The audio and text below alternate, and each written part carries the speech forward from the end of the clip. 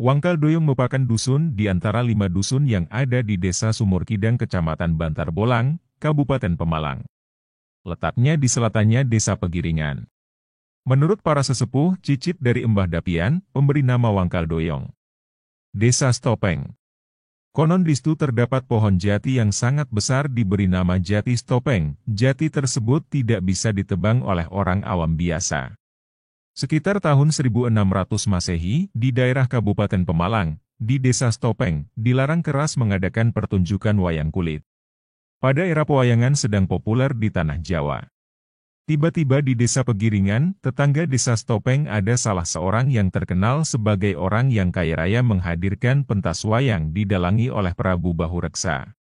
Namun saat akan memulai pagelaran wayang, tak disangka langit yang tadinya cerah berubah mendung dan terjadi hujan deras sangat dahsyat. Namun sang dalang Prabu Bahureksa tidak terlihat panik dan gelisah, ia tetap bersikap wajar. Bahkan Prabu Bahureksa siap melanjutkan pewayangannya asal tuan rumah siap membayarnya lebih. Sang dalang kemudian berdoa semacam mantra.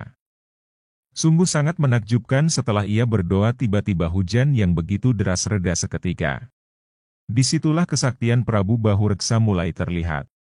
Setelah acara tanggap wayang usai, sang dalang diminta oleh penduduk Stopeng yang kala itu menonton pagelaran wayang untuk membuktikan kesaktiannya dengan menebang jati Stopeng yang terletak di sebelah barat desa.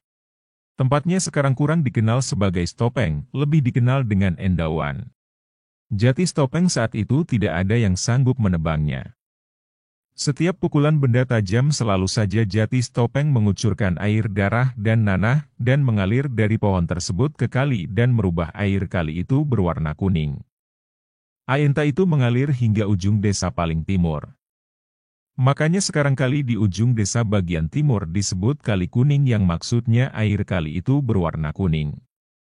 Sangat aneh dan angker jati Stopeng itu.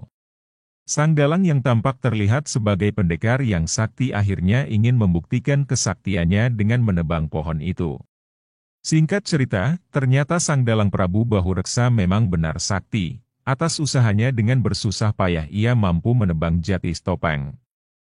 Ia berhasil dari sekian orang sakti yang tidak mampu menebangnya.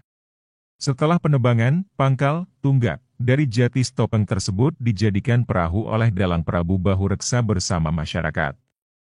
Setelah jadi, perahu tersebut diberi nama Perahu Kaladita, yang selanjutnya perahu itu dibawa ke sungai yang terletak di Desa Pegiringan, belakang Pasar Kelempoan, perahu itu dihanyutkan di situ. Aneh bin ajaib, perahu itu yang seharusnya hanyut terbawa arus ke bawah ternyata melawan arus ke atas. Namun masyarakat tetap berupaya menghanyutkannya. Berhasil namun hanyut dengan tak beraturan, semiang, hingga akhirnya terbawa arus sampai ke Desa Banjarsari sebelah timur Stopeng. Di Banjarsari perahu itu berhenti di sebuah kedung, sungai dalam, maka sekarang kedung di Banjarsari dikenal dengan Kedung Semiang. Hingga akhirnya perahu itu dihanyutkan kembali sampai ke Bojongbata, makanya di Bojongbata ada sebutan Kaladita, karena itu nama perahu tersebut.